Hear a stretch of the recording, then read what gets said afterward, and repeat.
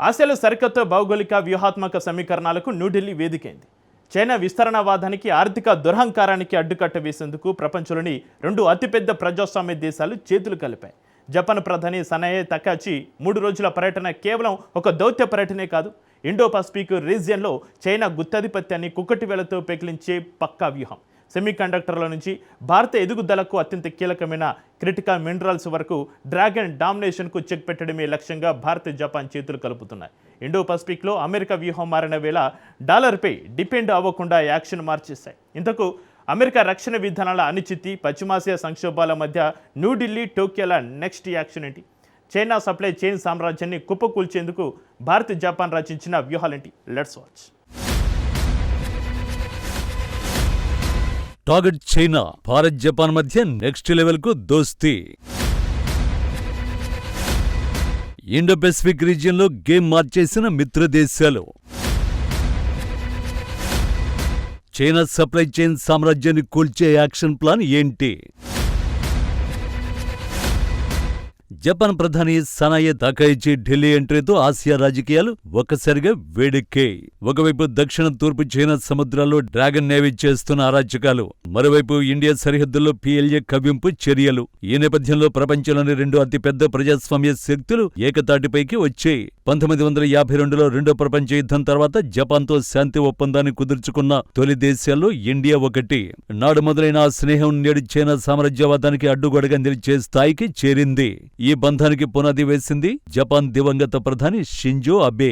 2007లో భారత పార్లమెంటులో ఆయన చేసిన చారిత్రాత్మక ప్రసంగం ఇరు దేశాల మధ్య స్నేహాన్ని బలపరిచింది. హిందూ మహాసముద్రం, పసిఫిక్ మహాసముద్రం విడివిడివి కావు, అవి ఒకే ఉమ్మడి వ్యూహాత్మక క్షేత్రమని అబే ప్రపంచానికి చాటి చెప్పారు. డ్రాగన్ ఆర్థిక, సైనిక హింసను ఎదుర్కోవడానికి free and open Indo Pacific నినాదం ఇక్కడే పుట్టింది.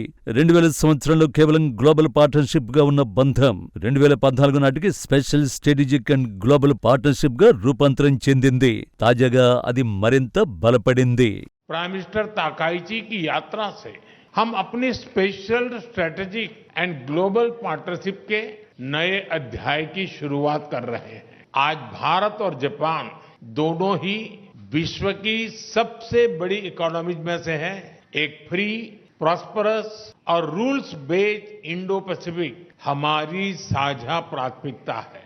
నిజానికి ఇండో పెసిఫిక్ లో చైనాకు చెక్ పెట్టే కీలక క్వాడ్ లో భారత్, జపాన్ ది అంతే కీలక పాత్ర. సముద్ర మార్గాలపై డ్రాగన్ కంట్రీ ఏకపక్ష ఆధిపత్యాన్ని సవాల్ చేస్తూ అంతర్జాతీయ నియమ నిబంధనల ప్రకారం నౌకాయానం సాగాలనేది క్వాడ్ ముఖ్య ఉద్దేశ్యం. చైనా నౌకదళ విస్తరణకు బ్రేకులు వేయడంలో క్వాడ్ కూటమి ఇండో పెసిఫిక్ ప్రాంతంలో ఒక శక్తివంతమైన రక్షణ కవచంగా మారింది. కేవలం మాటలు కాదు, చేతల్లో చైనాకు చుక్కలు చూపిస్తున్నాయి ఇరు దేశాల సైన్యాలు. 2007 నుండి భారత్, జపాన్ దేశాలు ప్రతిష్టాత్మక మలబార్ నౌకాదళ విన్యాసాల్లో క్రమం తప్పకుండా పాల్గొంటున్నాయి. 2015లో రక్షణ సాంకేతిక బదిలీ ఒప్పందం తర్వాత ఈ రక్షణ బంధం తదుపరి స్థాయికి చేరింది.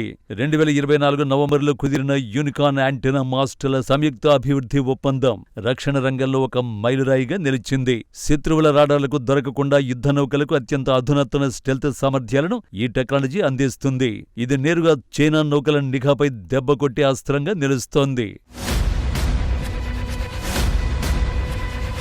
ఇక ఆర్థిక రంగంలో చైనా గుత్తాధిపత్యాన్ని దెబ్బకొట్టడమే లక్ష్యంగా భారత్, జపాన్ ముందుకు సాగుతున్నాయి. ప్రస్తుతం భారత్, జపాన్ రెండింటికి చైనా అతి పెద్ద వాణిజ్య భాగస్వామి కావచ్చు. కానీ అత్యవసర సమయంలో చైనా తన సప్లై చైన్ పొలిటికల్ వెపన్ గా వాడుకుంటోంది.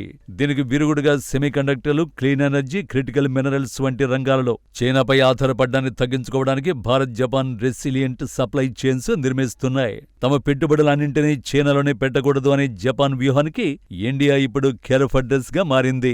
ఇక ఈ వ్యూహాత్మక భాగస్వామ్యం కేవలం చైనాకు వ్యతిరేకంగా మాత్రమే కాదు, మారుతున్న అమెరికా రాజకీయాల నుంచి తమను తాము రక్షించుకోవడానికి కూడా. గతంలో అమెరికా అనుసరించిన రక్షణ సుంకాల విధానాలు తాజాగా యుఎస్ ఇండో పెసిఫిక్ కమాండ్ ను మళ్లీ పెసిఫిక్ కమాండ్ గా మారుస్తూ వాషింగ్టన్ తీసుకున్న నిర్ణయాలు అమెరికా మళ్లీ ఒంటరి విధానం వైపు వెళుతుందా అనే సందేహాలకు కారణమయ్యాయి. అందుకే పాశ్చాత్య దేశాలపై పూర్తిగా ఆధారపడకుండా ఆసియా భద్రతను ఆసియా శక్తులు చూసుకోవాలనే దీర్ఘకాలిక వ్యూహంతో భారత్, జపాన్ అడుగులేస్తున్నాయి. ద్వైపాక్షిక వాణిజ్యంలో ఇకపై అమెరికా డాలర్తో పని లేకుండా నేరుగా రూపాయి, యెన్లలోనే లావాదేవీలు జరిపేలా ఒక ఆర్థిక ఫ్రేమ్వర్క్ తీసుకురావడానికి ఇరు దేశాలు అంగీకరించాయి. మరోవైపు భారత మౌలిక సదుపాయాల వెనుక జపాన్ హస్తం ఉంది. సుమారు 2.8 లక్షల కోట్ల రూపాయల ఆర్థిక సహాయం చేసింది జపాన్ ఇంటర్నేషనల్ కోఆపరేషన్ ఏజెన్సీ సంస్థ. ఢిల్లీ, ముంబై, బెంగళూరు, కోల్కతా మెట్రో ప్రాజెక్టుల వెనుక 1500 కిలోమీటర్ల Delhi Mumbai dedicated western freight corridor వెనుక, అత్యంత ప్రతిష్టాత్మకమైన Mumbai Ahmedabad high speed bullet rail project వెనుక జపాన్ నిధులు, సాంకేతికత ఉన్నాయి. ఓడిఏ నిధుల్లో 62% కేవలం రవాణా రంగానికి కేటాయించడం విశేషం. ఇక మరో ముఖ్యమైన అంశం, భారత ఈశాన్య రాష్ట్రాలకు జపాన్కు ఆహ్వానం. చైనా బోర్డర్లో ఉండే ఈ వ్యూహాత్మక ప్రాంతంలో భారత్ ఏ ఇతర విదేశీ శక్తిని అనుమతించదు. కానీ జపాన్కు మాత్రం రెడ్ కార్పెట్ పరిచింది. Bharat act east policy, Japan free and open Indo Pacific విజన్లు ఈశాన్య భారతంలో ఏకమయ్యాయి. 2017లో ఏర్పడిన యాక్ట్ ఈస్ట్ ఫోరం ద్వారా ఈశాన్య ప్రాంతాన్ని ఆగ్నేయాసియాకు అనుసంధానించే కారిడార్ గా మారుస్తున్నారు. జేఏసీఏ నిధులతో జరుగుతున్న 750 కిలోమీటర్ల north east road network improvement project China సరిహద్దులో భారత రక్షణ రంగానికి కొండంత అండగా నిలుస్తోంది. కేవలం రోడ్లు రవాణా మాత్రమే కాదు, అస్సాంలోని జగి రోడ్లో ఏర్పాటు కాబోతున్న జపనీస్ ఇండస్ట్రియల్ టౌన్షిప్ ఈశాన్య భారత రూపురేఖల్ని మార్చబోతోంది. దీనికోసం జపాన్కు చెందిన దిగ్గజ కంపెనీలు ఫుజి ఫిల్మ్, టోక్యో ఎలక్ట్రాన్లు ఇప్పటికే ఒప్పందాలు కుదుర్చుకున్నాయి. నాగాలాండ్లో మెడికల్ కాలేజ్, మిజోరంలో క్యాన్సర్ రీసెర్చ్ సెంటర్, అలాగే అడవుల సంరక్షణ వంటి ప్రాజెక్టులతో జపాన్ ఈశాన్య భారత ప్రజల హృదయాల్లో స్థానం సంపాదిస్తోంది. ఇది China belt and road initiative దురాక్రమణ వ్యూహానికి భారత్ జపాన్ ఇస్తున్న దీటైన సమాధానంగా విశ్లేషకులు చెబుతున్నారు. ఇక రాబోయే రోజుల్లో ఈ బంధం మరింత పటిష్టం కాబోతోంది. జపాన్లో పెరుగుతున్న వృద్ధుల జనాభా, తగ్గుతున్న కార్మికుల కొరతకు భారత యువ జనాభా సమాధానం కానుంది. రాబోయే 5 ఏళ్ల కాలంలో ఏకంగా 5 లక్షల మంది భారతీయ విద్యార్థులు, నిపుణులను జపాన్కు పంపడమే లక్ష్యంగా ఇరు దేశాలు పనిచేస్తున్నాయి. సాంస్కృతిక వైవిధ్యాలు ఉన్నప్పటికీ జపాన్ సంస్కృతిని, సాంకేతిక ప్రమాణాలను భారతీయులు అందిపుచ్చుకుంటున్నారు. వాణిజ్యపరంగా భారత్ జపాన్ ద్వైపాక్షిక వాణిజ్యం 2025-26 నాటికి $27.4 బిలియన్ చేరింది. భవిష్యత్తులో ఇది మరింత పెరిగేలా తాజా పర్యటనలో నిర్ణయాలు తీసుకున్నారు. మొత్తంగా తకాయిచి భారత పర్యటన 16వ భారత్ జపాన్ వార్షిక సదస్సు లక్ష్యం కేవలం వ్యాపార ఒప్పందాలే కాదు. ఆసియాలో చైనా తన ఇష్టారాజ్యంగా వ్యవహరించకుండా అడ్డుకట్ట వేసే ఒక పటిష్టమైన వ్యూహం.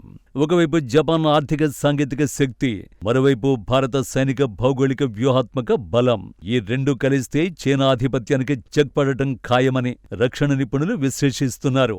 ఈ మొత్తం ఎపిసోడ్లో జపాన్ ప్రధానిని మోదీ చోటీ బెహన్ అని సంబోధించడం హైలైట్. మోదీ తనను చిన్న చెల్లెలుగా పిలవడంతో టకాయిచి కూడా మురిసిపోయారు. యువర్ ఎక్సలెన్సీ और मोरी छोटी बहन प्रधानमंत्री Takaichi ji, Good afternoon and namaskar. First and foremost, I would like to extend my heartfelt gratitude to Prime Minister Modi and the people of India for your warm hospitality on the occasion of my visit to your country. You called me a beautiful younger sister, Prime Minister Modi.